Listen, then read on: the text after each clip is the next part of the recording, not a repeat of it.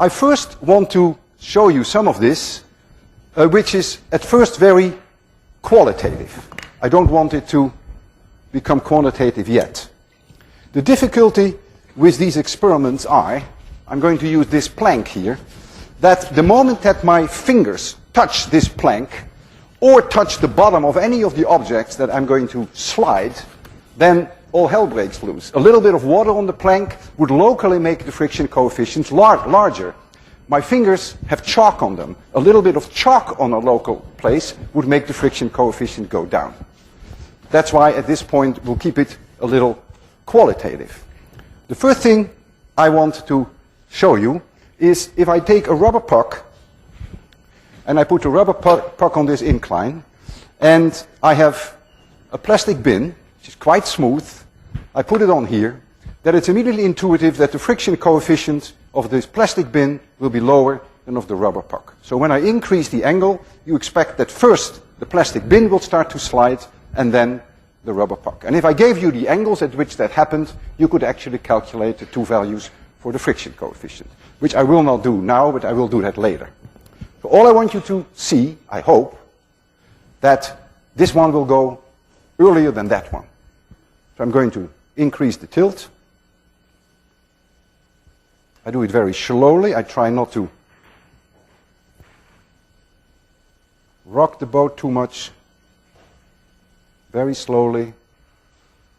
We must be approaching the critical angle for the plastic. Boy, it's holding on to itself. There it goes. And the rubber goes a little later. The rubber can be made rough by rubbing it on one side, in which case the angle will be even larger. I told you that the friction coefficient is independent of the mass of the object. I have two identical bins here. Well, as far as they can be identical. Maybe one at the bottom is a little rougher than the other. But in one, I'm going to put 200 grams, which is about 5 times the weight of the bin. And then, within reason, when I tilt them, they will go at the same angle, because it's independent of the mass. So let's try that again, and see how close they are. It may be off by half a degree or 1 degree, of course, because the plank is not uniform everywhere. And now it's 18 degrees, 19 and a half, 20, 20 and a half, 21, and the other one is 21.2. So they almost go at the same time. So you've seen that apparently the mass has a very small, if any, effect. Now comes something that I always find very, very non-intuitive, and that is surface area. I have two pieces of wood, and they're identical, whatever that means, identical. You can never make them exactly the same in terms of roughness. This surface we prepared as well as we prepared this bottom surface, but this bottom surface here is 4 times smaller in area than this surface here, the flat part. I'm going to put the flat one here,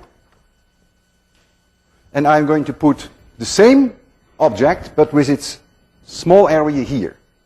If indeed the friction coefficient is independent of surface area, then when I tilt them, they should start to slide roughly at the same angle. There we go.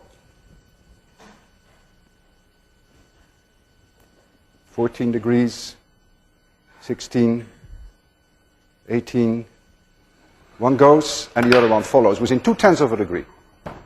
And the reason why there's always some difference, of course, the plank is not exactly uniform. I have to be careful that I don't touch the critical surfaces. So you have seen difference in friction coefficients, and you have seen there's almost no effect on surface area, and there's no effect on the mass.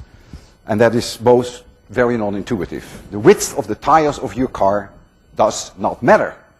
And that I asked you the question to explain in your assignment number 3, why race cars have very wide tires. There must be a reason for that. I want you to think about that.